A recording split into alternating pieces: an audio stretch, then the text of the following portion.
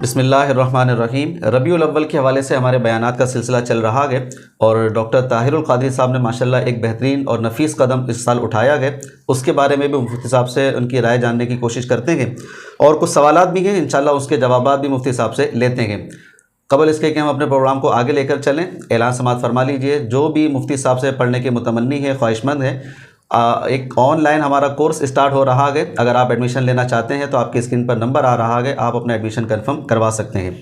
اچھا سر، ڈاکٹر طاہر القادری صاحب نے ماشاءاللہ اس سال یہ قدم اٹھایا ہے پاکستان کے حالات کے حوالے سے کہ چونکہ وہ سیلاب زدگان معاملہ سامنے آیا ہے پنجاب کا، تو انہوں نے کہا کہ جو ہم لوگ ہر سال ربیع الاول میں میلاد کی محفل کرتے ہیں، اس سال ہم اس کو پوسٹ پون کر دیتے ہیں اور وہ سارا کا سارا خرچہ اٹھا کر سیلاب زدگان کے امداد میں لگا دیں گے۔ یہ ایک بہترین قدم ان کا سامنے آیا ہے، آپ اس کو کس نگاہ سے دیکھتے ہیں؟ بہت نفیس کام کیا ہے، اللہ تعالیٰ ان کی اس نیت کو قبول کرے، اس عمل کو قبول کرے، اور انہوں نے ایک ایسا کام کیا ہے، یہ اقدام اتنا بڑا ہے کہ اگر میں اس کو یوں کہوں کہ ایک مردہ سنت ہے رسول اللہ صلی اللہ علیہ وسلم جس کو انہوں نے زندہ کر دیا۔ اللہ تعالیٰ ان کو بے حد برکتیں دے، اور ایسے اقدام جب اٹھاتے ہیں تو دل کو ایک تسلی ضرور ہوتی ہے کہ ہمارے معاشرے میں ایسے علماء اللہ نے رکھے ہیں جو مشعل راہ ضرور بنتے ہیں۔ اور بالکل اس موقع کے اوپر کہ چونکہ ان کا تعلق بھی پنجاب سے ہی ہے اور وہاں کے حالات بہت زیادہ ایک افسوسناک ہیں، جو سیلاب کی صورتحال ہے، ایسے موقع پر ان کے لیے جو اقدام انہوں نے کیا، اور مجھے جہاں تک یاد ہے کہ لاکھوں کروڑوں روپے کا جو خرچہ تھا، انہوں نے کہا کہ یہاں پر ہم سیلاب زدگان کو انشاءاللہ تعالیٰ ان کی امداد میں دیں گے۔ اللہ تعالیٰ ان کے اس کام کو قبول فرمائے۔ صحیح۔ آپ جو کہہ رہے ہیں کہ ایک رسول اللہ صلی اللہ علیہ وسلم کی سنت کو زندہ کیا، وہ کیا ہے، اس کی نشاندہی؟ دیکھیں، قرآن پاک ہمیں ایک اصل دیتا ہے، اس اصل کو پھر عملی لحاظ سے رسول اللہ صلی اللہ علیہ وسلم کر کے دکھاتے ہیں۔ ٹھیک ہے۔ اور جس وقت نبی پاک علیہ الصلوۃ والسلام کسی بھی کام کو عملی لحاظ سے کر کے دے رہے ہیں تو ماضی کی کچھ ایسی رسومات ہوتی ہیں جن کو توڑا جا رہا ہوتا ہے۔ صحیح۔ تو پھر وہ جو رسم نبی علیہ السلام قائم کر دیتے ہیں نا، وہ سنت کہلاتی ہے۔ صحیح۔ تو کچھ چیزیں ہیں جس کی اصل قرآن ہمیں کیسے دیتا ہے کہ انسان کوئی بھی ایسی سچویشن ہمارے سامنے آ جائے کہ جہاں انسان علم کا درست استعمال کرے جو عملی لحاظ سے نظر آ رہا ہو، جسے حکمت بھی نارملی کہا جاتا ہے۔ اس کی اصل قرآن کس طرح دیتا ہے آپ دیکھیے گا۔ جس وقت اللہ تعالیٰ نے شراب کی یا جوئے کی ممانعت کی تو آپ غور کریں، اللہ تعالیٰ فرماتے ہیں کہ ان میں نفع بھی ہے، وَإِثْمُهُمَا أَكْبَرُ مِن نَفْعِهِمَا، لیکن آپ غور کریں گے تو ان دونوں کے جو معاشرتی، جسمانی، ہر طرح سے جو نقصانات ہیں وہ زیادہ ہیں۔ صحیح۔ لہٰذا فَاجْتَنِبُوا، ان سے بالکل ہی آپ اجتناب کرو۔ صحیح۔ تو اللہ تعالیٰ نے ممانعت کرنے سے پہلے کچھ چیز ہمیں سمجھائی ہے کہ اس کے اندر فوائد بھی ہیں، اس کے اندر نقصانات بھی ہیں، لیکن ایسی صورت میں جب فوائد اور نقصانات دونوں کسی چیز میں نظر آ رہے ہوں اور آپ کو نظر آئے کہ نقصان اس کا زیادہ ہے، تو درست استعمال علم کا یہ ہے کہ ہم عملی اقدام یا عملی طور کے اوپر اس چیز کو چنیں کہ جس میں زیادہ نقصان ہے اس کو ترک کر دیں۔ یہ ایک درست، جسے کہتے ہیں علم کا درست استعمال ہو۔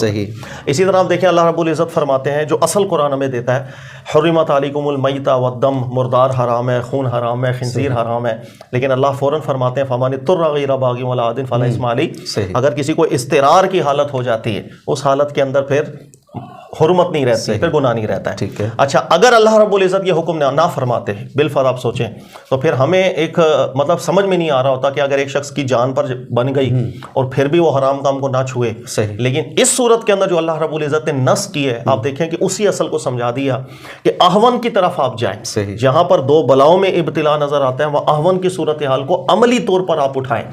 اسی طرح اقرا کی حالت میں جو کلمہ کفر کی اجازت دی گئی قرآن پاک، یہ وہ ایک اصل ہے۔ اسی اصل کو رسول اللہ صلی اللہ علیہ وسلم نے اپنے زمانے میں عملی طور پر رائج کیا ہے۔ جیسے آپ دیکھیں ام المومنین عائشہ صدیقہ، وہ بھی فرمایا کرتی تھی کہ نبی پاک علیہ الصلوۃ والسلام کی عادت کریمہ تھی کہ جب کبھی دو امور میں ابتلا ہوتا احون کو چن لیتے۔ اسی طرح آپ دیکھیں اس کو مزید کس طرح نبی پاک علیہ الصلوۃ والسلام عملی طور کے اوپر اس کو نافذ کر دیا کرتے تھے۔ جیسے ایک وقت تھا کہ مدینہ منورہ میں کچھ لوگ آ گئے تھے باہر سے، مدینہ منورہ کے اندر بہت سے افراد ایسے آئے ہوئے تھے کہ اس وقت فاقوں کی حالت تھی اور بڑے فقر کی کیفیت تھی۔ جب قربانی ہوئی، رسول اللہ صلی اللہ علیہ وسلم نے اعلان فرما دیا کہ قربانی کا گوشت زیادہ گھروں میں نہ رکھا جائے، بلکہ 3 دن بھی کسی پر نہ گزریں کہ اس کے بعد کوئی گوشت ہو، آپ سب یہ غرباء میں تقسیم کر دیں۔ تو ایسی صورت میں غور کریں آپ، حالانکہ مباح کام ہے، گوشت گھر میں رکھیں، ہم اسے انتفاع لیں، مباح کام ہے، لیکن نبی پاک علیہ الصلوۃ والسلام نے اس وقت سچویشن ایسی تھی کہ ایک فقر کی حالت تھی شہر میں، نبی پاک علیہ الصلوۃ والسلام نے غریبوں کا سوچا. اچھا یہی چیز آپ کو نظر آئے گی حضرت علی رضی اللہ تعالیٰ عنہ کے دور میں بھی، کہ اس زمانے میں بھی ایک وقت ایسا آیا کہ مسلمانوں میں بڑی ایک کیفیت تھی، مصیبت کی تھی، فقر کی تھی. آپ نے بھی منبر پر اعلان کیا تھا اپنے دور خلافت میں کہ قربانی کا وقت آ گیا ہے، 3 دن سے زیادہ گوشت گھر پہ نہ رکھنا. ابھی کی صورتحال الگ ہے. جسے غریب پروری کہا جاتا ہے، یہ ہمارے دین کا، قرآن پاک کا ایک بہت بڑا مقصد ہے کہ جب کبھی آپ کو نظر آ رہا ہو کہ کہیں محتاجی ہے یا ناگہانی صورتحال آئی ہوئی ہے، طوفان ہے، زلزلہ ہے، ایسی صورت میں کسی بھی طریقہ کار سے آپ ان کے لیے اگر مدد کے لیے، امداد کے لیے، محتاجوں کا محتاجی دور کرنے کے لیے اقدام اٹھاتے ہیں، یہ عین قرآن پاک کا حکم بن جاتا ہے. سر یہ بہترین بات کر دی آپ نے اور بڑی خوبصورت ہے کہ غریب پروری ہونی چاہیے. اسلام یہی چاہتا ہے اور نبی علیہ الصلوۃ والسلام نے اس کی بہت ترغیب بھی دی کہ قرآن بھی اس کی بہت ترغیب دیتا ہے. اور آپ نے اچھی گفتگو کی ہے. میں چاہتا ہوں تھوڑی سی اور وضاحت ہو جائے، کیونکہ کئی لوگ اس پر یہ اعتراض کرتے ہیں جب بھی ایسے موقع پر بات کی جاتی ہے نا، یار ربیع الاول پہ تمہیں غریب کی بیٹی کی شادی یاد آتی ہے، ربیع الاول میں تمہیں راشن یاد آتا ہے، ربیع الاول میں تمہیں یہ یاد آتا ہے اور کہیں نہیں یاد آتا، تو ایسا لگتا ہے کہ وہ بیچارے کوئی دین سے کوئی نفرت کرنے لگے ان کاموں سے. تو ان کو سمجھانے کے لیے تھوڑی تربیت اور دیکھیں، یہ بہت الگ الگ چیزیں. ایک ہے ابھی ہم جو گفتگو کر رہے ہیں وہ ہے کوئی بھی اوکیزن آیا ہو، کوئی ناگہانی صورتحال آ گئی، سیلاب آ گیا، زلزلہ آ گیا، ایک ناگہانی صورت، ابھی ہم اس کی بات کر رہے ہیں. پورا سال ہر وقت ہر روز غریب پروری ہونی چاہیے. غریب پروری کیا ہے، میں اس کو تھوڑا سا قرآن کی اصل سے آپ کو سمجھاتا ہوں. حضرت موسیٰ کریم علیہ السلام، حضرت خضر علیہ السلام کا واقعہ آپ نے سنا ہے. یہ واقعہ ہوا کیا تھا اور اس کی اصل کیا تھی؟ اصل یہ تھی کہ اللہ رب العزت کی طرف سے حضرت موسیٰ کریم علیہ الصلوۃ والسلام کے بعد بہت سی تبدیلیاں آئی تھیں. یہ آئے بغائے ہم نے اپنے مختلف بیانات میں ذکر بھی کیا تھا. ان میں سے ایک چیز یہ تھی کہ اللہ رب العزت نے بشارت دے دی تھی کہ اب جو بنی اسرائیل ہے، اب ہماری پلاننگ یہ ہے کہ اب ان کو ہم حکمرانی کی طرف لے کر کے آئیں گے، تاکہ یہ ایک جگہ پر حکمران ہوں اور اچھے طریقے سے وہاں پر جس طرح اللہ کے حکم ہو، معاشرے کو اس طریقے سے ڈیولپ کیا جائے، لوگوں کے لیے ایک مثال بنے اور لوگ جو ہے نا وہ حق کی دعوت کو قبول کریں. تو اللہ نے ایک بشارت دے دی کہ اب آپ کو حکمرانی کی طرف اللہ لے کر کے جائیں گے. اچھا اب حکمرانی کی طرف جب لے کر کے جانا ہے تو ظاہر ہے کہ ہمارا فوکس کیا ہونا چاہیے؟ بھائی میں حکمران بن گیا، میرا معاشرے کو سدھارنے کے لیے فوکس کیا ہونا چاہیے؟ کام تو ہزاروں ہیں حکمران ہونے کے ایسے، لیکن وہ کام کہ جو اللہ رب العزت کہہ رہے ہیں کہ اس سے صرف نظر نہیں ہونی چاہیے، یہ خاص خیال میں ہو. اس کے لیے حضرت موسیٰ کریم علیہ السلام کی خضر علیہ السلام سے ملاقات ہوئی. اور یہ جو پورا واقعہ ہے یہ ایکچولی یہ ہے. وہ کیسے؟ آپ دیکھیں کہ پہلا واقعہ کیا ہوا تھا کہ 2 مسکین ہیں، قرآن کہتا ہے 2 مسکین ہیں، کشتی ہے، وہ اس پر بیچارے مزدوری کیا کرتے تھے، لیکن ایک خوف تھا کہ آگے انہی کے روزگار کو چھین لیا جائے گا. تو حضرت خضر علیہ الصلوۃ والسلام نے جو کچھ کر کے ان کے اس کاروبار کو بچا دیا. آسان الفاظ میں ایک غریب تھے، غریبوں کو ابھی حال میں ہی، یعنی ابھی تھوڑی دیر بعد ہی ان کے روزگار پہ ڈاکہ پڑنے والا تھا. حضرت خضر علیہ الصلوۃ والسلام نے تدبیر کی اور اس سے محفوظ کیا. غریب پروری نظر آ رہی ہے. نمبر 2 دوسرا واقعہ کیا ہوا؟ سر دوسرا واقعہ ہوا ایک دیوار تھی گری ہوئی، اس کو تعمیر کر دیا. اچھا اس کی ریزن یہ بیان کی گئی کہ کوئی غریب بچے ہیں، ان کے والدین بھی بڑے نیک تھے، لیکن اس دیوار کے نیچے ان کے لیے مستقبل کا بہت کچھ رکھا ہوا جو سامان ہے یا جو بھی سمجھ لیا، تو یہ اس کا فیوچر یہاں پر ہے، اگر میں اس کو تعمیر نہ کرتا ان بچوں کا فیوچر خراب ہو جاتا. پچھلا واقعے کے اندر غریب ابھی حال کے اندر اس کو پریشانی آنے والی تھی، اس کا سدباب کر دیا. اور دوسرے واقعے کے اندر آپ دیکھیں غریب کو مستقبل کے اندر پریشانی آنے والی تھی، اس کے لیے مستقبل بھی اس کا سیو کر دیا.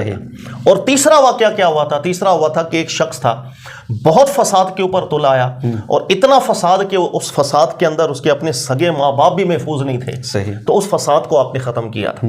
یہ جو 3 کام حضرت موسیٰ کریم علیہ الصلوۃ والسلام کو دکھائے گئے تھے اپنی شان میں، جو بھی جس انداز میں اللہ تعالیٰ نے وہ دکھائے، اس سے اس چیز کی رہنمائی دی گئی کہ جس وقت اللہ تعالیٰ آپ کو حکمرانی دے گا تو آپ نے یہ 3 کام خاص طور پر اللہ کی ہدایت پہ اس کو اپنے مد نظر رکھنے ہیں. ایک تو فساد نہیں ہونا چاہیے، جب آپ کو اللہ تعالیٰ سیٹ دے فساد نہیں ہونا چاہیے. اور اس فساد نہ ہونے کا تعلق صرف مسلم یا غیر مسلم کے ساتھ نہیں، کوئی بھی ہوگا فساد جو ہے وہ اللہ کی بارگاہ میں بالکل قابل قبول چیز ہی نہیں.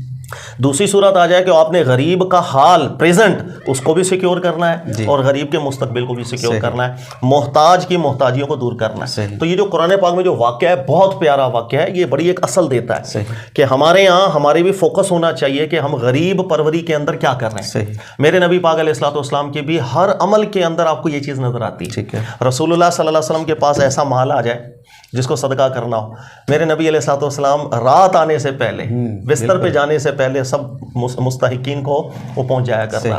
اچھا، بڑی مشہور چیز آپ نے دیکھی ہوگی، ہمارے یہاں بھی اعلان ہوتے ہیں کہ نبی پاک علیہ الصلوۃ والسلام جو میٹھی عید آتی ہے نا، جسے ہم کہتے ہیں عید الفطر، اس کے اندر نبی پاک علیہ الصلوۃ والسلام کچھ تناول فرماتے پہلے اور پھر نماز کے لیے تشریف لے جاتے ہیں۔ اچھا، بقر عید آتی تو نبی پاک علیہ الصلوۃ والسلام پہلے عبادت فرماتے، نماز وغیرہ، پھر قربانی ہوتی اور پھر تناول فرماتے۔ تو ہم کہتے ہیں یار ہمیں بھی ایسا کرنا چاہیے، لیکن کیوں ایسا کرتے تھے پتہ ہے آپ کو؟ اس کی بھی بڑی پیاری حکمت ہے، اور وہ یہ کہ عید الفطر کے اندر رسول اللہ صلی اللہ علیہ وسلم نے، اللہ تعالیٰ نے مشروع رکھا صدقہ فطر، اور صدقہ فطر عید سے پہلے نبی پاک علیہ الصلوۃ والسلام تمام فقراء تک پہنچا دیا کرتے ہیں۔ صحابہ کرام عید سے کچھ دن پہلے کلیکٹ کر لیتے تھے صدقہ فطر، اور عید آنے سے پہلے تمام غریبوں کے گھر میں صدقہ فطر پہنچ جایا کرتا۔ اب عید پہ، عید والے دن تمام غربا ان کے پاس بھی غلہ موجود ہوتا تھا، تو جس وقت غریب کے پاس بھی کھانے کو ہے، رسول اللہ صلی اللہ علیہ وسلم نے اسی وقت تناول فرمایا کہ میرا غریب بھی اس وقت کھائے گا، میں بھی کھا رہا ہوں، اور پھر نماز کے لیے تشریف لے گئے۔ اچھا، بقر عید پر کیا ہوتا ہے؟ بقر عید پر ہوتا ہے کہ ابھی قربانی ہوگی نماز کے بعد، ابھی قربانی ہوگی، پھر گوشت بٹے گا، پھر فقراء کے جائے گا۔ تو بقر عید کے اندر قربانی بعد میں ہونی تھی اور فقیروں تک جانا تھا، تو نبی پاک علیہ الصلوۃ والسلام نے بھی خود تناول بھی لیٹ کیا کہ جس وقت میں غریب کو دوں گا اور غریب کے گھر بھی کھانا اویلیبل ہوگا، ہم بھی اس وقت تناول کریں۔ تو اپنے آپ کو غرباء کے ساتھ جو نبی پاک علیہ الصلوۃ والسلام نے رکھا، یہ بڑی پیاری نبی علیہ السلام کی ادا ہے۔ اس وجہ سے میں نے آپ سے کہا کہ ڈاکٹر طاہر القادری صاحب نے جو قدم اٹھایا ہے، یہ بہت نفیس قدم ہے۔ اللہ رب العزت ان کو اپنی رحمتوں میں جگہ دے اور ڈھیر ساری برکتیں دے۔ صحیح۔ اچھا سر، اب یہ بات چلی ہے ڈاکٹر طاہر القادری صاحب کی، نارملی جب تنظیموں کو دیکھتے ہیں تو وہ کچھ غلط راہوں کی طرف نکل چلے جاتے ہیں، لیکن ان کی تنظیم کو دیکھتے ہیں تو یہ فساد سے بہت دور نظر آتی ہے ان کی تنظیم۔ نارملی کوئی غلط کاموں کے اندر نظر نہیں آئے گی، جس سے ملک کا نقصان ہو رہا ہے، روڈوں کا نقصان ہو رہا ہے، اور چیزوں کا نقصان، فسادات والی صورت ان کی تنظیم میں کوئی ایسی بات نظر نہیں آ رہی ہے۔ سر، پاکستان کے ماحول میں انفرادی حیثیت میں اگر کسی شخص نے کوئی قدم اٹھایا، ٹھیک قدم نہ، وہ الگ بات، لیکن میں ایک اجتماعی حیثیت میں بات کر رہا ہوں، عمومی حیثیت میں۔ منہاج القرآن کے جو طلباء ہیں، آپ نے کبھی دیکھا ہے کہ وہ روڈوں پر دنگا کر رہے ہوں اور روڈوں پر فساد کر رہے ہوں؟ روڈوں پہ چھوڑ دیں، یا وہ جب تقریر کر رہے ہیں تو تقریر اس انداز کی کر رہے ہیں، تو گمراہ، تو فاسق، تو بدعتی، تو جہنمی۔ سر، یہ چیز ایک کمال ہے، اور اس چیز کی میں بالکل تعریف کرتا ہوں کہ اتنی ماشاءاللہ ان میں تربیت ہے اور اتنا ادب ہے ان کے طلباء کے اندر کہ وہ بالکل اس طرح کے ماحول سے بالکل الگ ہے۔ اور مجھے حیرانی ہوتی ہے کہ اس ماحول میں پلے بڑے، اسی جگہ کے اوپر ان کی پرورش ہوئی ہے، لیکن سب سے جدا ہے، یہ اثر انہوں نے قبول ہی نہیں کیا ہے۔ تو یہ بالکل خاصہ ہے قرآن کے طلباء کا۔ اللہ تعالی ہمیں بھی سیکھنے کی توفیق دے۔ اور دوسرا یہ کہ جب ان کو دیکھتے ہیں ان کا انداز رہنے کا، تو وہ بھی روایتی انداز سے، جو مولانا کا روایتی انداز ہے ہمارے یہاں، وہ اس سے بالکل ہٹ کر ہے۔ یعنی یوں نہیں ہے کہ صرف شلوار قمیض پہن لی یا صرف وائٹ شلوار قمیض پہنی، بلکہ وہ جو ہمارے یہاں لباس چلتا ہے، وہ جس ملک میں جاتے ہیں وہاں پر وہی لباس زیب تن کرتے ہیں۔ پاکستان میں ہے تو یہاں کا لباس ان کے زیب تن ہوتا ہے، پینٹ شرٹ بھی پہن لیتے ہیں، کوٹ بھی پہن لیتے ہیں، ان کا کوئی ایسا مسئلہ نہیں ہے۔ یعنی روایتی مولانا سے بالکل ہٹ کر ہوتے ہیں۔ سر، ہٹ کے ہونا بھی چاہیے، ایسا ہی ہونا چاہیے جیسے آپ کے عام لوگ ہیں۔ ایک شخص چاہے وہ دینی تعلیم اس نے حاصل کی ہو، وہ بھی ویسے ہی ہونا چاہیے، کوئی امتیاز نہیں ہونا چاہیے۔ بدقسمتی ہے، میں آپ کو بتاؤں، ہمارے یہاں آج کل ہم نے خود، ہمارا ہی قصور ہے، نہ جانے لوگوں کے اندر ایسا بتا دیا ہے کہ مولانا حضرات کچھ الگ ہوتے ہیں۔ ہمارے یہاں کوئی بھی شخص کسی مولانا کو گلی میں کرکٹ کھیلتا ہوا دیکھ لے نا، لوگ جاتے جاتے، ابھی مولانا صاحب کو کیا ہوا، مولانا یہ پاگل ہو گیا کیا؟ صحیح بات۔ اچھا، مولانا صاحب کو کسی گھر والوں کے ساتھ یا دوستوں کے ساتھ پکنک پہ جاتے دیکھ لے، بھائی وہ کیا کر رہا ہے، وہ سمندر میں ڈبکیاں لگا رہا ہے مولانا ہے، اس کو دیکھ کے ایسے عجیب و غریب ہو جائے گا لوگوں کا رویہ، بھائی مولانا کو کیا ہو گیا بھائی، یا مولانا اسی دنیا کا فرد ہے، اس نے بھی سب کام کرنے ہیں، اللہ نے جائز رکھا، رسول اللہ صلی اللہ علیہ وسلم نے تمام جو تفریحات ہیں شریعت کی حدود کے اندر، اس کو جائز رکھا ہے۔ میں آپ کو مثال دے سکتا ہوں، جیسے آپ سورہ یوسف پڑھیں، آپ کے بھائیوں نے یعقوب علیہ الصلوۃ والسلام سے، اللہ کے نبی نے اجازت لی کہ یوسف کل ہمارے ساتھ بھیجیے گا، ہم کل جائیں گے، یرتع و یلعب وَإِنَّا لَهُ لَحَافِظُونَ، یہ کھائے گا پیے گا کھیلے گا کودے گا ہمارے ساتھ، اور جو ہم اس کی حفاظت بھی کر لیں گے۔ یعقوب علیہ السلام نے اجازت تو دی تھی نا، تو بھائی یہ جو تفریح کے لیے گئے تھے کہ وہاں پر بھائی یہ کھائے گا کھیلے گا، کب منع کیا تھا اللہ کے نبی نے؟ یہ اصل قرآن پاک دیتا ہے۔ رسول اللہ صلی اللہ علیہ وسلم کی زندگی مبارک میں بھی آپ دیکھیں کہ نبی علیہ الصلوۃ والسلام نے جو لباس تھا وہ وہی تھا اس وقت جو زمانے کا تھا، کوئی امتیاز مقرر نہیں کیا۔ نبی پاک علیہ الصلوۃ والسلام کے دیگر امور بھی دیکھ لیں، ام المومنین عائشہ صدیقہ بیان کرتی ہیں کہ میرے نبی پاک صلی اللہ علیہ وآلہ وسلم ہمارے ساتھ دوڑ کا مقابلہ بھی لگا لیتے تھے۔ یہ بھی آپ نے سنا, صحابہ کرام کے بھی دوڑ کے مقابلے ہوتے تھے, تیراکیاں ہوتی تھیں, نشانے لگانا, بہت کچھ ہوا کرتا تھا. تو کہنے کا مقصد ہمارا دین ایسا نہیں ہے کہ جس کے اندر کو مولانا ہے وہ الگ ٹائپ کے ہوتے ہیں. سر وہ آپ ہی کے افراد ہیں, وہ آپ ہی کی طرح ان کو بھی تفریح چاہیے, آپ کی طرح ان کو بھی گھر والوں کے ساتھ پکنک کا ٹائم چاہیے, انہوں نے بھی بھائی فریش ہونا ہے, اپنے دماغ کو سکون دینا ہے. تو یہ بالکل ٹھیک کرتے ہیں جو ان لوگوں کا طریقہ کار ہے منہاج القرآن والوں کا, کہ وہ لوگوں جیسا ہی رہتے ہیں. کوئی امتیاز نہیں ہوتا کہ دیکھ کے پڑا بھائی پگڑی الگ پہنی ہوئی ہے ہماری طرح, اور دور سے دیکھ کے لگائے, بھائی لوگوں کی طرح ہی رہیں, وہی زیادہ بہتر ہے. اچھا, ویسے ڈاکٹر طاہر القادری صاحب کو دیکھیں تو شروع سے مطلب یہ بالکل الگ سے رہے ہیں. الگ سے مراد یہ کہ ان پر اعتراضات بہت زیادہ ہوئے ہیں, لیکن شروع سے جو ہم دیکھ رہے ہیں, جب سے ہم نے ہوش سنبھالا گیا, تو وہ اعتراضات کی پرواہ نہیں کرتے, بلکہ وہ چلتے چلے جا رہے ہیں, کام کیے جا رہے ہیں. اچھا, وہ بھی آپ بھی کہتے ہیں, میں بھی یہ کہتا ہوں کہ جو ہمارے ان سے علمی اختلاف ہیں احادیث پر, روایتوں پر, وہ تو ایک الگ ہے, لیکن نارملی انہوں نے کام جتنا کیا ہے پوری دنیا میں پہنچے گئے اور اچھے طریقے سے کام کیا گیا, ایک روایتی طریقے سے کام نہیں کیا. اس کو کس نظر سے دیکھتے ہیں؟ سر بالکل بہت اچھا کیا, اور ان کے اس عمل کو ہمیں فالو کرنا چاہیے. صحیح. انہوں نے کبھی بدتمیزی کی زبان استعمال نہیں کی. ڈاکٹر طاہر القادری صاحب نے, آپ نے کبھی سنا ہو کسی بیان کے, مجھے تو نہیں پتا, شاید ہو, میرے علم میں نہیں ہے کہ انہوں نے کبھی وہی رنگ دیکھو ان کے طلباء میں نظر آیا کہ انہوں نے کبھی بیٹھ کے یہ زبان استعمال نہیں کی, تو بد مذہب, تو بدعتی ہو گیا, تو گمراہ ہو گیا, فاسق ہو گیا, کافر ہو گیا. تو سر جو پھر جس کی صحبت آپ لیتے ہیں ویسا رنگ آتا ہے. صحیح. دوسری بات آپ نے کی کہ اختلافات ہیں. سر دنیا میں کون ہے جس سے اختلاف نہیں ہوتا؟ مجھے آپ بتا دیں. سر آپ کی اپنی سگی زوجہ کے ساتھ 50 اختلافات ہوتے ہیں. کیا بات ہے, سر پروگرام چل رہا ہے. کون سا دنیا میں ایسا شوہر ہے جس کا بیوی سے ہر چیز میں اتفاق چلتا ہو؟ صحیح ہے یار, اختلاف سے ہی رونق ہے اس دنیا میں. صحیح. بچپن سے انسان جس وقت ہوش سنبھالتا ہے نا, ایک چیز ہے جو مستقل بنیادوں پر روزانہ دن میں 100 دفعہ وہ جس چیز کو دیکھ رہا ہوتا ہے, وہ اختلاف ہے. صحیح ہے. چاہے دنیاوی امور ہو, گھر کے امور ہو, دوستوں کے اندر ہو, گھر کے اندر, فیملی کے اندر, ہر جگہ. تو جتنا اختلاف کو برداشت کرنا ایک انسان نے سیکھا, اتنا کسی چیز کو نہیں سیکھا. یہ اتنی عادت ہے ہماری. بچپن میں بچہ کہتا ہے میں نے آئس کریم کھانی ہے, ابو منع کرتے ہیں, اختلاف ہی تو ہے یہ, اور کیا ہے. میں نے یہ کپڑا لینا ہے, ابو منع کرتے ہیں یہ نہیں لینا, امی منع کرتی نہیں یہ نہیں لینا, یہ کھلونا لینا ہے, منع. اختلافات ہی تو چل رہے ہیں. میں نے لال رنگ لینا نہیں, میں نے پیلا لینا ہے, اختلافات چل رہے ہیں. اسی طرح اور مزید بڑا ہو جائے, اسکول کے اندر بھی بڑے مسئلے چل رہے ہوتے ہیں کہ نہیں میں نے اس اسکول میں جانا ہے, آپ نے اس اسکول میں پڑھنا ہے, نہیں میں نے یہ کرنا ہے, میں نے وہ. اختلافات چل رہے ہوتے ہیں. اسی طرح آپ بڑے ہوتے چلے جائیں. بھائی آج آپ ایک کام کریں, گھر میں فیملی بیٹھی ہو, آپ بول دیں کہ یار میں کیا کھانے کے لیے منگواؤں, آپ کی رائے لے لیں. آپ کہیں گے کہ بھائی یہ منگوا لے, دوسرا کہے گا ایکس منگوا لے, تیسرا کہے گا وائی منگوا لے. اتفاق اس طرح نظر نہیں آئے گا, اختلافات ہی نظر آتے ہیں. صحیح. ہر چیز کے آپ کسی 4 دوستوں کے اندر بیٹھ کر کے آپ بولیں یار کل چلتے ہیں ذرا کہیں گھوم کے آتے ہیں, سر یہی 4 الگ الگ باتیں کرنا شروع. کہے گا وہاں چلتے ہیں, دوسرا کہے گا وہاں چلتے ہیں, اور ہم لوگ کنونس کر رہے ہوتے ہیں ابے چھوڑ یار وہاں چلتے ہیں نا, ہم لڑ نہیں رہے ہوتے, ہم گالیاں نہیں دے رہے ہوتے. تو پوری دنیا میں انسان اگر تھوڑا سا آبزرو کرے نا, ایک چیز ہے جس کو روزانہ کی بنیاد پر ہم برداشت کر رہے ہیں, اور وہ کیا ہے, اختلاف. صحیح. اور بڑے آرام سے برداشت کرتے ہیں, اس میں ہمیں کیا ٹینشن ہو رہی, کوئی بھی نہیں ہو رہی. لیکن یہی اختلاف جس وقت دینی حوالے سے آتا ہے ہمیں ذرا برداشت نہیں, ذاتی یاد آ جاتی ہے, ہمیں پتہ نہیں کیوں نہیں برداشت ہوتا. حالانکہ انسان کی تو طبیعت یہ ہے کہ وہ اختلاف کرتا ہے, اختلاف برداشت کرتا ہے. صحیح. انسان کی پرورش اسی چیز پر ہوئی ہے. صحیح. تو کیا یہ بات لمبی ہو گئی. اختلافات دنیا میں ہر ایک سے ہوگا.